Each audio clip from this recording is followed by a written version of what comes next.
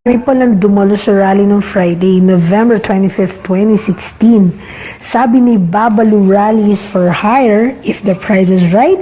Renato Reyes ay 15,000 daw ang pumunta doon. Baka kapag sa ganitong shot, totoong 15,000 ang nagpunta. Pero kapag binigyan mo ng aerial view, ito lang ang totoong dami ng mga realista. Pero ang mas mahalagang katanungan sa iyo, Babalu Reyes, nabayaran mo ba lahat ng realista? Dapat ibinigay mo na sa kanila ang bayad right after nung rally para wala nang reklamo. Nabis, tutuloy kayo. Para naman sa mga matitinding pangangailangan, kaya nagpapabayad, taasan ninyong singil ninyo from 25 to 30,000. Pwede na yun. Kahit kalahati. Hindi na kayo lugi nun. Kaya kung ang ida-down sa inyo, mga tipong 12K to 15K, para kahit di na kayo bayaran in full, at least meron na kayong sure ball na take home. Huwag kayong mag-alala at maraming pera, mga hayop at dilawan na yan. Marami silang ninakaw mula sa Yolanda Funds, kaya kayang-kaya nilang ganyang pondo. Sisigaw at papalakpak lang kayo, instant money na. Ngayon, punta na tayo sa ating main topic. Siyempre, ito'y walang iba kundi si Boy Pagpag Bam Idiot Aquino. Sabi mo, Boy Pagpag, hindi dapat mawala ang pagiging disente ng isang tao sa social media, kaya ng Facebook. Sabi mo, magkaiba lang tayo ng pananaw, pero hindi dapat mawala ang pagiging disente. Yan ba ngayon ang desperate battle cry ng mga dilawan? Yan ba ang campaign slogan ng Yellow Shits para gamitin against sa Pangulo? Bakit against sa Pangulo? Simple lang naman. Kasi ang gusto niyong palabasin na kayong mga dilaw ay disente kumpara sa Pangulo at ang tinatawag ninyong Dutertards na sumusuporta sa kanya. At dahil disente kayo, ang mga tulad ninyong yellow shits ang dapat namumuno sa bansa natin. Okay, Pagpagboy, you wanna talk about decency? Disente ba ang pamilya at lahi mo nang ipapatay ninyo ang mga magsasaka noong nagrally sila sa Mendiola? How about yung mga magsasaka sa Hacienda Luisita? Disente ba ang pagbabarilin ninyo sila ng walang kaabog-abog? So, hallmark pa lang isang dissenting tao ang mandaya nung nakarang eleksyon para lang manalo ang Conji Witch na si Lenny Frodredo. At mas lalong disente ang pagpalusot noong mga na-massacre ang PNP SAF 44. Disente rin palang ngumiti habang kinakausap ang pamilya ng SAF 44 at tanungin pa kung namumulang mukha niya. Na mo pala talaga, Bamidiot. Ganyan palang isang disente. Ganyan palang isang disente. Sa isang dilawang kagaya mo, pwede siguro. Saka ano tong sinabi mo na nung ini-interview ka na hindi lang ito ang laban ng mga Aquino? Hindi, of the 70,000 na nakulong, isa lang doon si Ninoy Aquino. 1 out of 70,000. Of the 30,000 na torture or nilagay sa solitary confinement, isa lang siya doon. At out of the 3,000 na namatay, isa rin lang siya doon. So, hindi lang to laban ng Aquino. Of the 70,000 na nakulong, isa lang doon si Ninoy. Of the 30,000 na tinorture o nilagay sa solitary confinement, isa lang doon si Ninoy.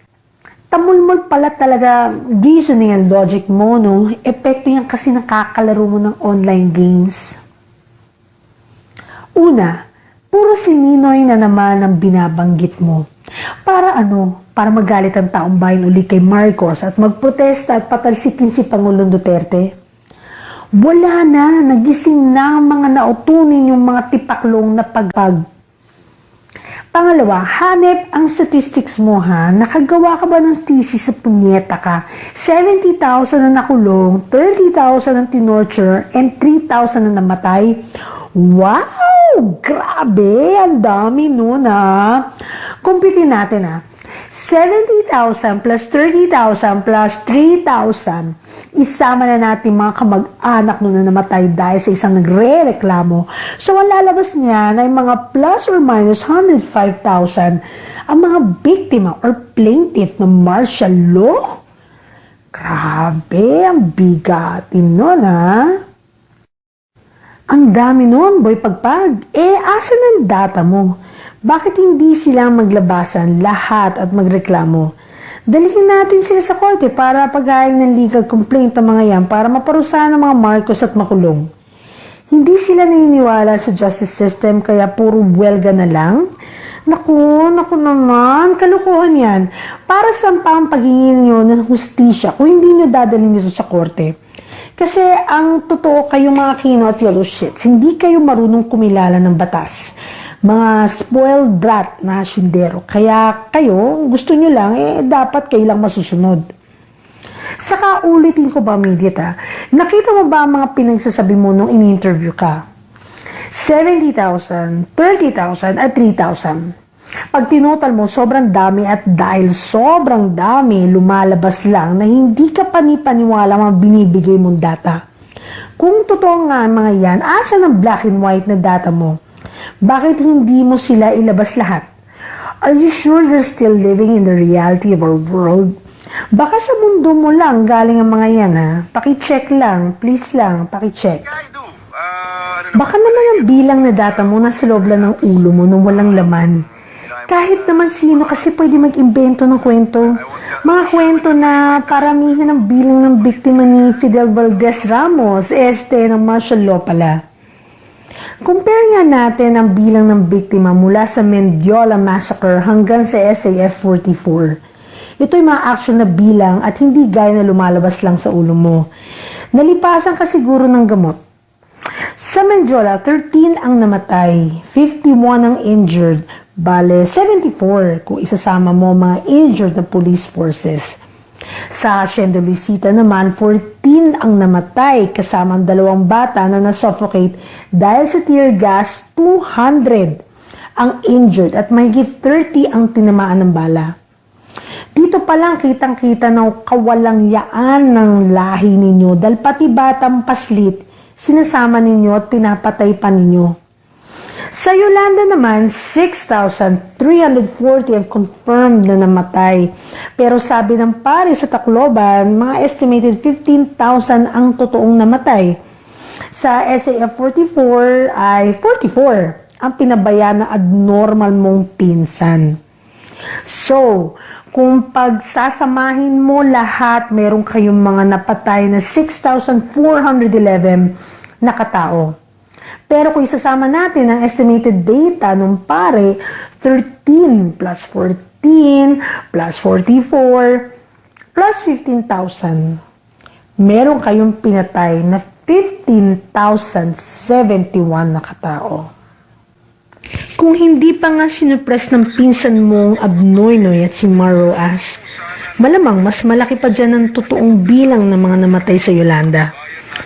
Kaunti lang sila kumpara mo sa data na hindi ka panipaniwala.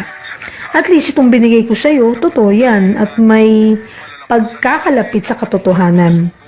Saka hindi ba mas grounded ang data ko sa reality? Yan ang dapat mong ihingi ng tawad sa sambayan ng Pilipino.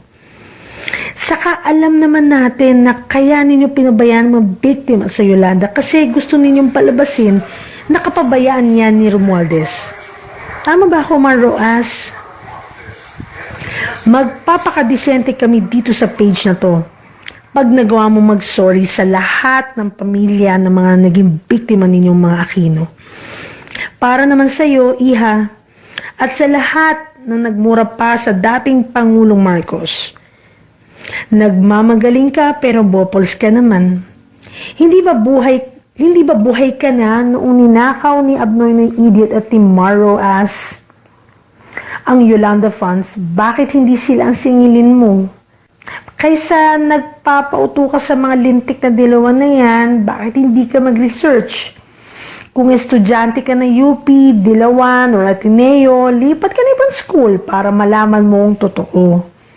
Huwag kang pumari sa Ateneo dropout na si Jim Paredes. Yang Ateneo hypocrite na yan. Yan, noong nag-martial law, sinipa ng eskwela niyan lahat ng aktivista nila. Kahit yung mga nagbintangan pa na aktivista, sinipa rin nila. Tapos ngayon, sasabihin nila, nilalabanan nila ang diktadura. Pathetic. Alam mo boy, magpahanggang ngayon, di ko pa rin maubos ng isip kung paano ka nag-summa cum laude sa kursong tinapos mo dyan sa Ateneo. Ilang kayang puwet ng professor mo ang hinimod mo para magkaroon ng ganyang award? Ay, sorry, mali pala. Ilang professor kaya ng Ateneo ang humimod at hinalikan puwet mo para mapagbigyan sila ng kanilang mga pabor? Ang totoo kasi, kaya wala kayong mailabas na biktima ng martial law kahit ganyang karami ang rumirehistro sa utak mo ay dahil wala naman talaga mabiktima ng ganyang kadami. Kung meron man ay siguradong hindi ganyan ang bilang nila. Saka bomb idiot, ang baba talaga ng tingin nyo sa mga ordinaryong mamamayan, no? Mga houseboy o mga kargador lang, no? Tingnan mo nga commenters at supporters nyo ng mga dilawan.